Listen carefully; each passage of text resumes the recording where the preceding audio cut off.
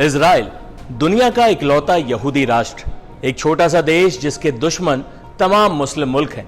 एक ऐसा देश जो 1948 में जब अस्तित्व में आया तब से ही हमलों और युद्धों का सामना कर रहा है। एक ऐसा मुल्क जहां हिटलर की क्रूरताओं से बच गए यहूदियों ने शरण ली और अपने देश की तामीर की। लेकिन मुस्लिम देश इजराइल के दुश्मन शुरुआती दिनों से हैं। इजराइल कई बार मुस्लिम देशों का आक्रमण झेल चुका है, लेकिन हर बार अपनी मजबूत डिफेंस से वो भारी पड़ा। इजराइल और फिलिस्तीन का झगड़ा भी तब से ही है जब इजराइल नाम का यह देश वजूद में आया। फिलिस्तीनी आतंकी संगठन हमास इजराइल का दुश्मन नंबर 1 है। शनिवार की सुबह लगभग 6:30 बजे इजराइल की फिजाओं में बारूद की गंध आने लगी। इजराइल पर हमास ने अभूतपूर्व हमला किया। महज 20 मिनट में 5000 रॉकेट दागे गए। इजराइल के 40 नागरिकों की मौत हो गई। हमास के लड़ाके बॉर्डर तोड़ते हुए शहरों में घुस आए।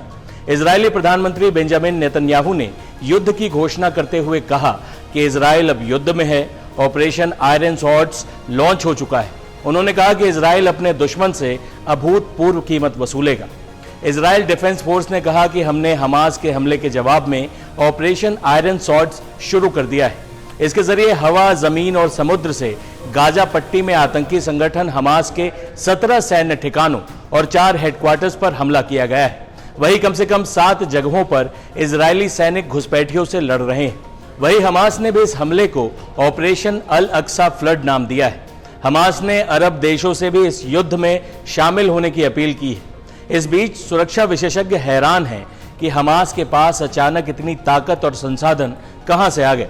डिफेंस एक्सपर्ट्स की माने तो ईरान ने हमास को फंडिंग और हथियार मुहैया कराए। इसके पीछे सबसे बड़ी वजह उस समझौते को बताया जा रहा है जो अब अपने अंतिम दौर में है। सऊदी अरब और इजराइल के बीच एक ऐतिहासिक समझौता अपने अंतिम दौर में है। इस समझौते से फिलिस्तीन, कतर और ईरान जैसे मुस्लिम देश चिढ़े हुए हैं।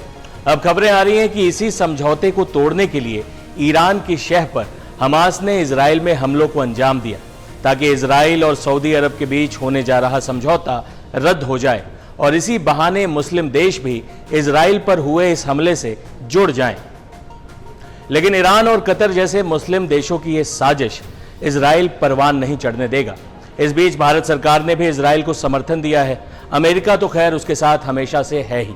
इजराइल के पास दुनिया का बेहतरीन डिफेंस सिस्टम है, लिहाजा ये हमास और इजराइल के बीच निर्णायक लड़ाई साबित हो सकती है।